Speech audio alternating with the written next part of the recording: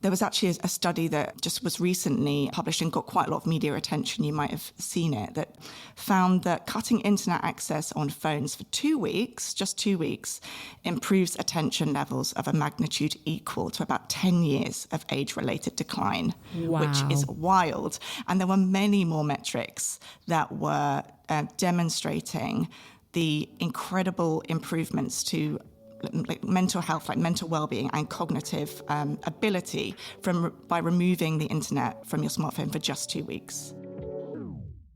This is Ella Hudson speaking. Ella is Head of Research here at WGSN. Today, we're talking about how the speed of tech is driving the desire for real-life experiences. We'll explore this shift, looking into ways companies can use design to cater to this increased appetite. We predict digital minimalism is going mainstream, and in this episode, you'll hear why, what opportunities this brings, and how it will impact the way we live our lives in the future. My guest today is an expert on all these ideas. Ella Hudson is Head of Research at WGSN and has written extensively on the rise of consumer demand for in-real-life events and tactile products. A conversation I'm really looking forward to, as it's as much about tech as it is philosophy and impacts all of us in different ways. I'm Carla Buzasi, CEO of WGSN, the world's leading trend forecasting company. You're listening to Lives of Tomorrow, the WGSN podcast about how we'll live our lives in the future. Ella, it's great to have you on the podcast. Thanks, Carla. Please, can you introduce yourself to our listeners? My name is Ella Hudson, and in my role as Head of Research at WGSN, I have two main areas of focus. So the first is that I'm developing the research best practices that underpin our stepping methodology. And the second is that I am researching the design innovations that are going to be shaping our futures. And my role is positioned at the intersection of all of the industries that we serve at WGSN, which is really inspiring because that's where lots of cross-pollination happens, and it's super exciting to see the way that trends move between industries. Okay, so this conversation very much sparked by a forecast that you authored recently, and in it you write, technology is transforming the world at speed, but it's also driving a resurgence of in-real-life experiences and tactile products, a renaissance of the real. So can you explain what a renaissance of the real is all about? I can. So I would say there are two main drivers here. The first is that people are realizing the limitations of technology. So for all of the incredible advancements that are transforming our world, and maybe I shouldn't admit this, but are dizzying to try and keep on top of, it does have its limitations. And human beings ultimately are sensory beings. So the degree to which we are engaging with tech, and I suppose here I'm really talking about our devices, our screens, which are mostly using our sense of sight and our sense of hearing, it's leaving our other senses feeling quite underserved, and people are at a point now where they really want to seek out those experiences, those products that excite all of their senses. And we actually published a whole suite of forecasts on this last year under the title of Feel Appeal, because there is so much opportunity for those businesses that can design for the senses, because of course the more you excite the senses, the more you're able to evoke an emotional response in people, and then emotional responses are, of course, so tied to building connection, which can then really be helpful in building brand loyalty. So there's huge opportunity in designing for senses going beyond our sense of sight and our sense of hearing. So that's the first thing. And then the second thing is that we are kind of in the midst of this bizarre paradox, which is to say that tech has made us both more disconnected and more connected at once. And we're at a point in time where people are not just realizing that. I think lots of people have been kind of aware of that for some time now, but we're at a point in time where people want to actually remedy that. They really want to take steps to correct this disconnection that we're feeling, even though we are so much more connected than we've ever been before.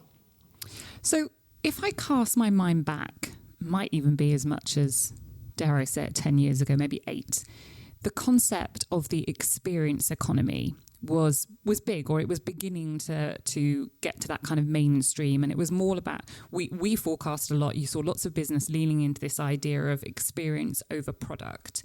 So that's not a new concept. And then the pandemic obviously locked everybody down. And then as we came out of that, again, this was this sort of need and want to sort of see people in real life. But what you're talking about is a whole step beyond that, correct? So this is sort of powered, accelerated by technology and the always on nature of everything. So it's less I want to do things rather than have things.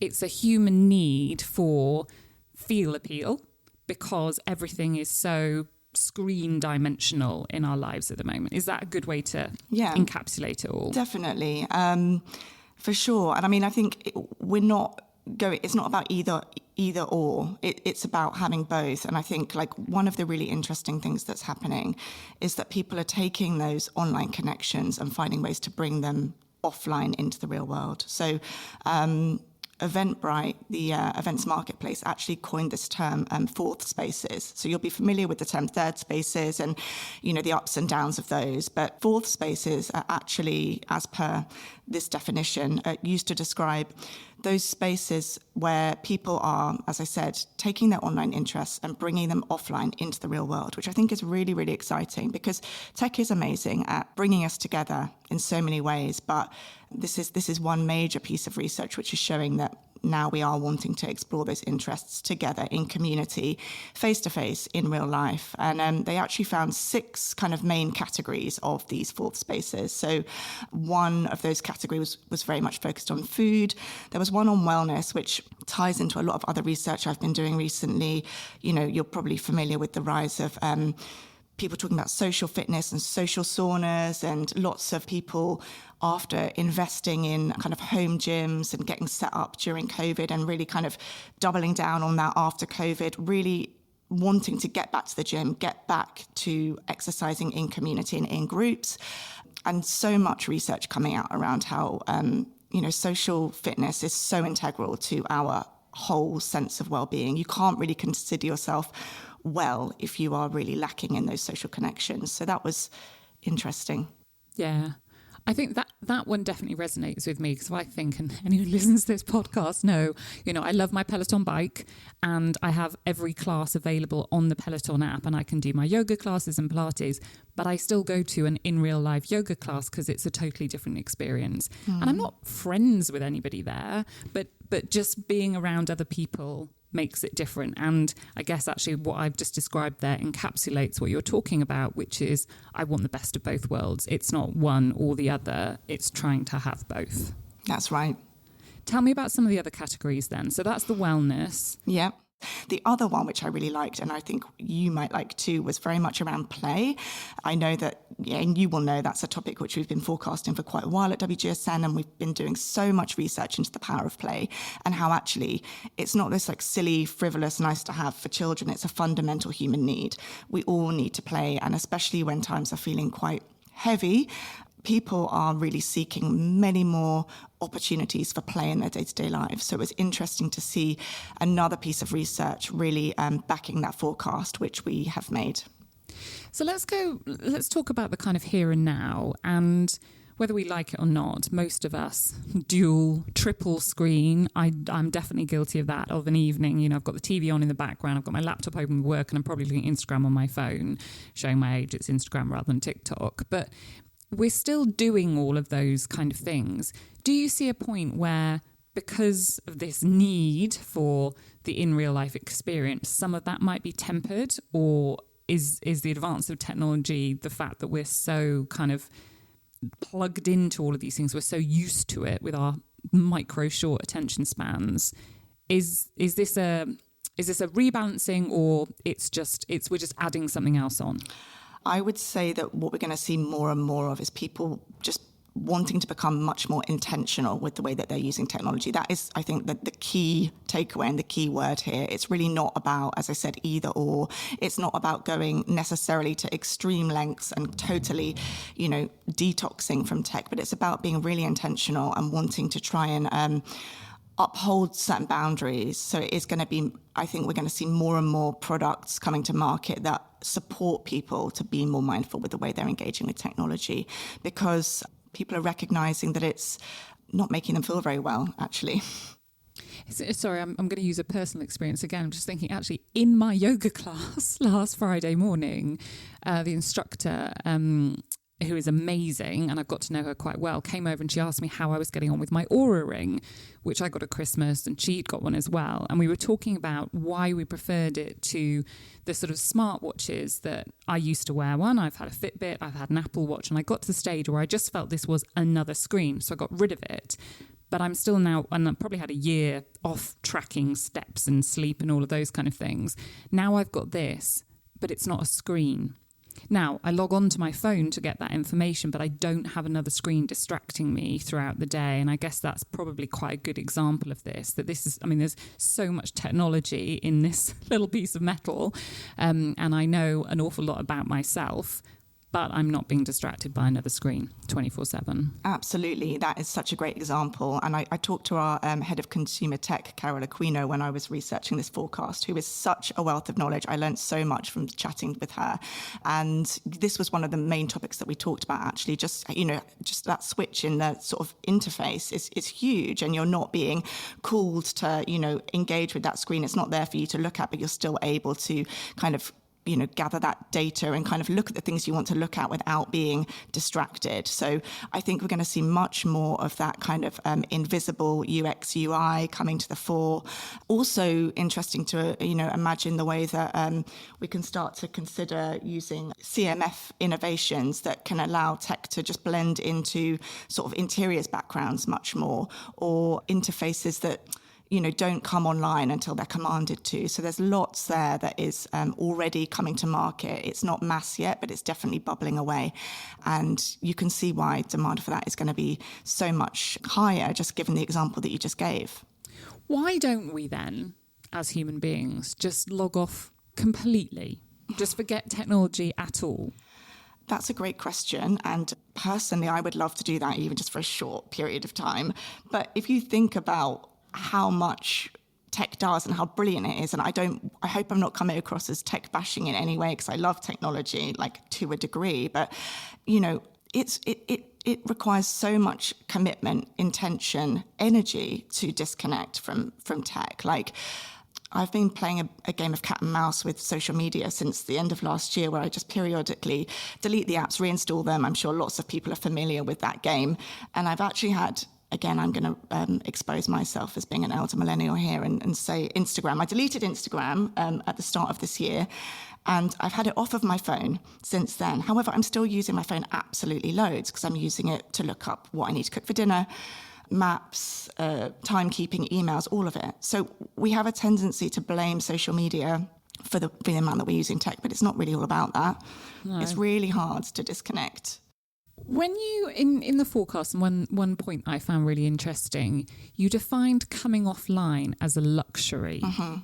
And what you've just said to me there is you don't have the luxury to come offline because you're a busy working mother and you need to make sure that your family is fed and that you are contactable and that you're working. So talk to me a little bit about how can a normal person take advantage of this luxury, or is it inaccessible until you reach, I don't know, a certain stage in your life or a certain wealth level? I'm going to put my neck on the line here. I've thought about this a lot and say that I honestly think being offline is probably at this point the ultimate luxury, because it is so inaccessible. Like, you've just laid it out there. Imagine a time, Carla, when you do not need to be contactable just as a beginning. Like, that, I'm sure, is very rare. And it's rare for most of us, even if we're not CEO of a company, then imagine a time when you're not needing to respond to a message or look at a map. I keep mentioning maps here, and I'm just exposing my horrible, wayfinding ineptness. But yeah, we need technology, and it is very, very hard to disconnect. And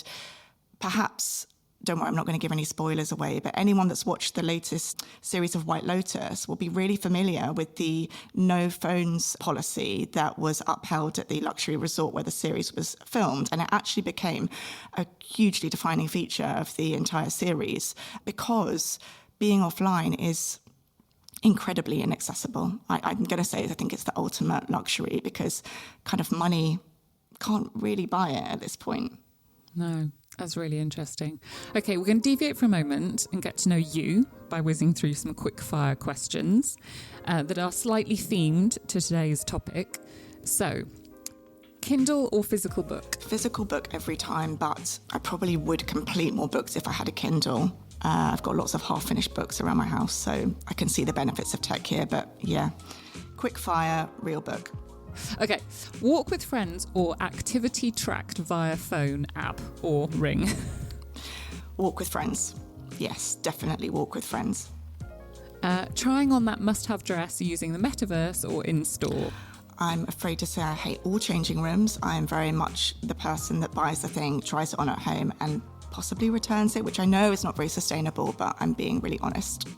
Do you know what I've noticed recently? The number of places where you now have to pay to send things back. And actually, it is making me more considered, but it's also then making me walk to the stores because I hate spending money on things I don't need to. So it's actually getting me out off my chair, off my laptop. So well done for all those high street stores who've implemented that recently.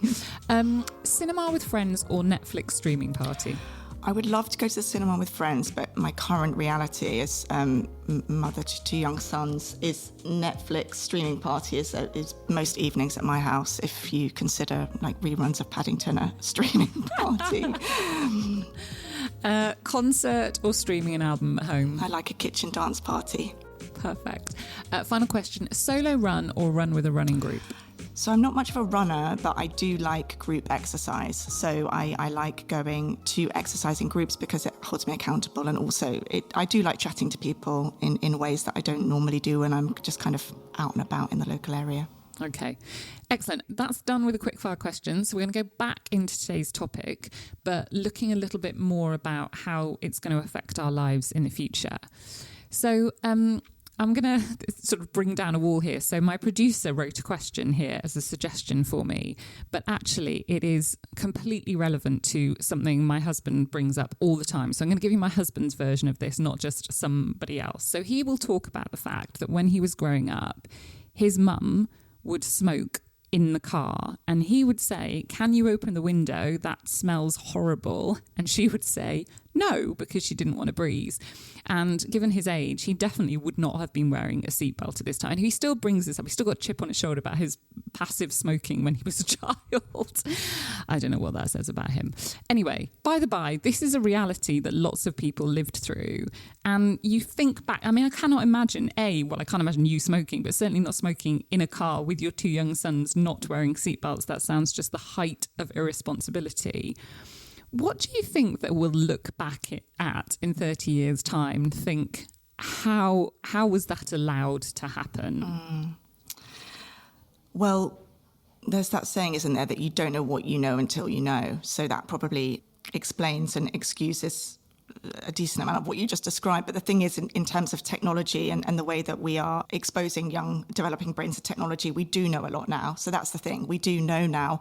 And I think kind of coming back to what you were just describing, the last thing any of us wants is for the young people in our lives to one day look at us and say, "Why did you let me do that?" Certainly, I know that's a massive part of my motivation with regards to the sort of self-imposed social media detox that I've been on, just because I was really aware that I was developing and exhibiting some quite unhealthy patterns. So I think there was actually a study that just was recently published and got quite a lot of media attention. You might have seen it, that found that cutting internet access on phones for 2 weeks, just 2 weeks, improves attention levels of a magnitude equal to about 10 years of age-related decline, Wow. which is wild. And there were many more metrics that were demonstrating the incredible improvements to mental health, like mental well-being and cognitive ability by removing the internet from your smartphone for just 2 weeks. Wow.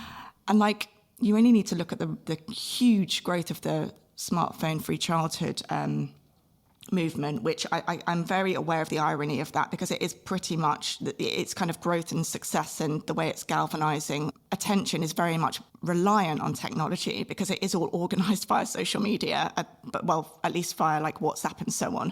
But this is the thing that we're kind of grappling with here. We can't do away with technology, and we don't want to do away with technology. It's amazing for organising and connecting and all of that. But then it's like, how do we do this in an intentional way and a healthy way?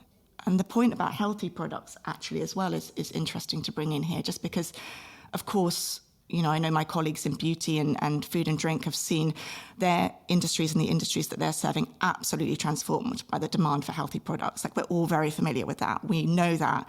But we're now seeing that shaping materials-led industries. So my colleagues in fashion and interiors are more and more noticing that people are like scrutinizing the labels of those products and looking at what they're made from and questioning whether or not those materials are compatible with human health. Like, all the research on microplastics and how microplastics are in the human brain and the placenta and breast milk and blood, like, that's causing people to really wonder about how healthy the products they are choosing are.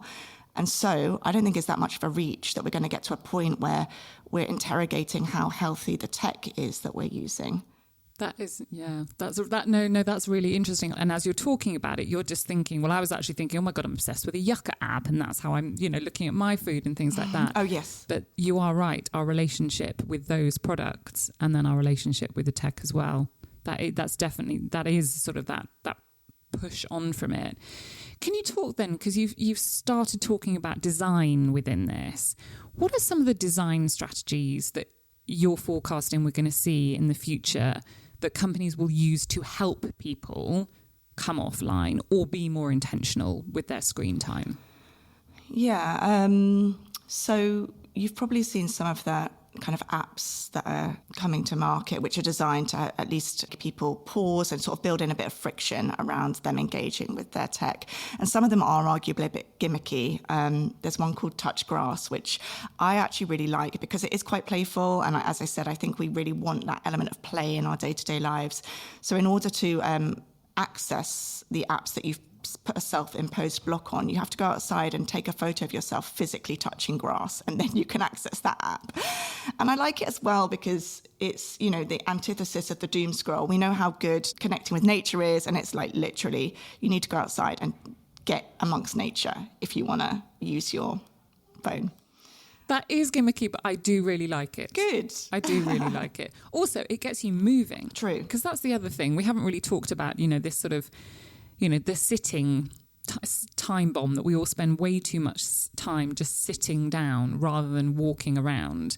And it was interesting. I'm working from home today, and I'm in the office pretty much all the time now, but I am working from home today. And I just went for a quick walk at lunchtime with my husband, who's also working from home. We were like, God, this is like the pandemic, because during the pandemic, we walked every single lunchtime. I don't do that now. I'm back in the office. I walk to Pret and back, maybe, which takes me, 4.5 minutes rather than a, 45-minute walk that I used to have done. So again, there were some silver linings to that period, and it's trying to recapture some of those while also living in, the world that we do at the moment. Anyway, that's not to do with technology. That's me coming back to kind of health and things.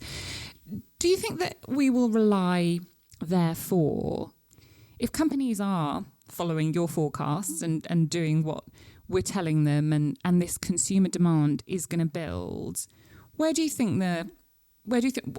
time period are we talking for this to become more of a mass adoption and rather than something that we're seeing around the fringes? Well, if I'm thinking about, if I'm coming back to sort of the smartphone free childhood movement, I think we are going to start to see sort of governments and sort of those large bodies of people, schools and so on, starting to really take action. That is happening already. So I think that is going to start to shape this trend. It's hard. That's kind of the $1 million question. It is hard to really pinpoint a time. I think it's growing massively. Another stat which comes to mind was that 42% of US Gen Z and millennials want dumb tech. right? So dumb tech is a trend that it's not a new trend. Like our consumer insight team were like writing about this literally, I want to say like 6 years ago. It's not new, but the interest in it is new. And even if there is a say-do gap, right? So like we know, for example, with sustainability, people say, I really care about sustainability. I want to make sustainable choices. But then unfortunately, sometimes there is a say-do gap. They're saying it, they're not doing it. Even if there is a say-do gap, the fact that 42% of this cohort who are known for being chronically online are saying they want it is so telling. Like they might not be actually ready or able to switch to a device which is much less tech enabled, but they want it. So there's a huge opportunity there, I think, for businesses to start to step into providing those products, those services, those experiences that meet that need. Yeah. I was thinking, as many of my conversations and thoughts lead back to people being in offices or not being in offices. And I was thinking, it's probably because I read a piece at the weekend, and it was the rise of co-working and all the cool bells and whistles that are needed to get people back into offices. And actually, what I took away from it was what I see in ours, which are the things that people value the most are things like the drinks after work or the lunch. There was a drawing class recently for rabbits and guinea pigs, which had a mile-long waiting list because people wanted to go and do a drawing class together. It wasn't the kind of shiny, sexy, cool technology. It was like people just wanted to go and draw with other people.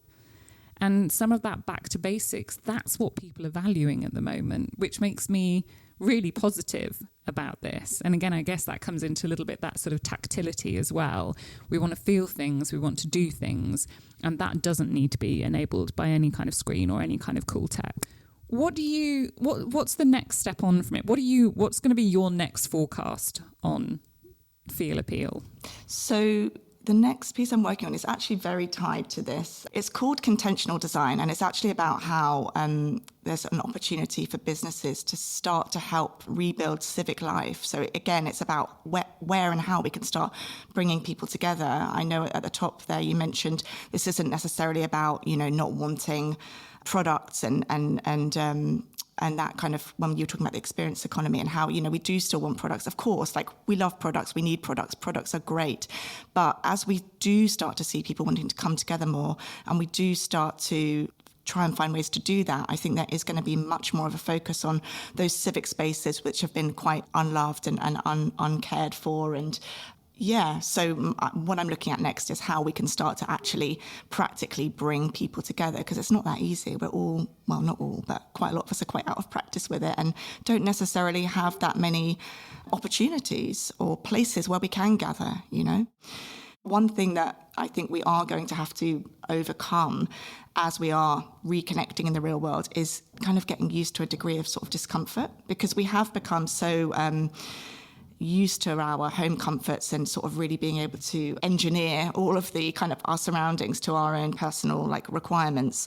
I think kind of getting used to a degree of discomfort, even if it is literally chatting to other people that you don't know, that's kind of a lost art.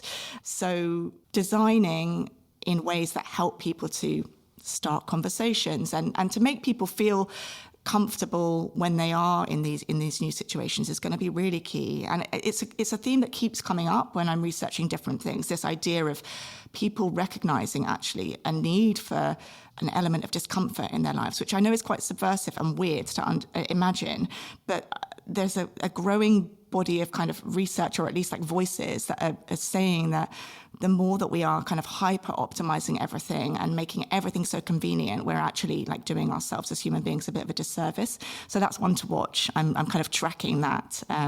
It's an interesting idea. Yeah, I mean, if you look at the number of people who came of age during the pandemic and lost those very precious years where you learn those social skills, and I can see it in, young people coming into our workplace. We talk about the ability to network or those kind of things. It's actually the ability to make small talk which is the beginning of any networking conversation. It's going to an event and being confident enough just to go up and go, I don't know you, but you look like you don't know anyone. I'm so-and-so. Those conversations might lead absolutely nowhere, or that might be the conversation that changes your life because it's the next job or your next partner or something like that. And arguably a whole generation have lost a lot of that. But to your point, it does feel uncomfortable. It still feels uncomfortable. I'm in my mid-40s every time you go up and introduce yourself, but you do it because what's the opposite? You stand in the corner by yourself looking like a sad Joe. So we've got to enable people to do that. And I guess as someone running a business, you've got to take responsibility that's on my shoulders to do that in my own tiny little piece of the world, but encouraging younger generations to do that. I was reading, look, there are so many kind of Gen Z sort of doom and gloom pieces at the moment being written by journalists, but can they make conversations sitting around a dining table? And if I have given my stepkids nothing else, I hope it is that we always sit down to eat together, and you have to come with conversation. That's the payoff. We've put food on the table. I want to know what you did this week. Make conversation with me.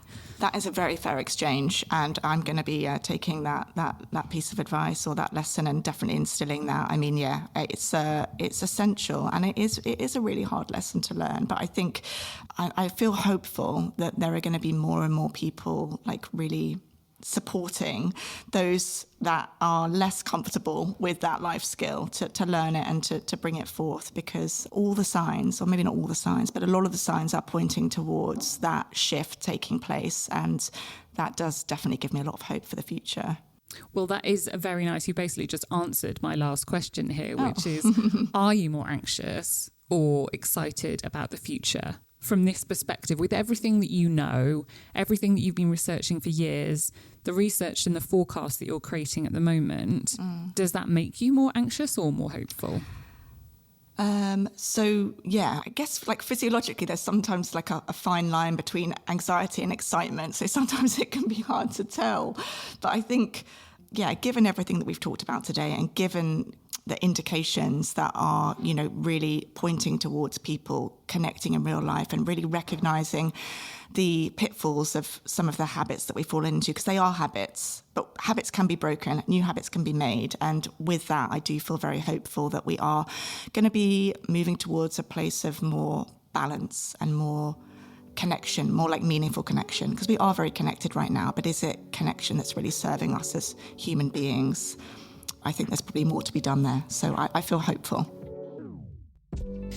Thank you so much, Ella Hudson, WGSN Head of Research. Please check out our other podcast, Create Tomorrow, with my amazing colleague, Cassandra Napoli. Thank you for now. I'll return with a new episode of Lives of Tomorrow in 14 days. My name is Carla Buzasi. I'm the CEO of WGSN, and I'll see you next time.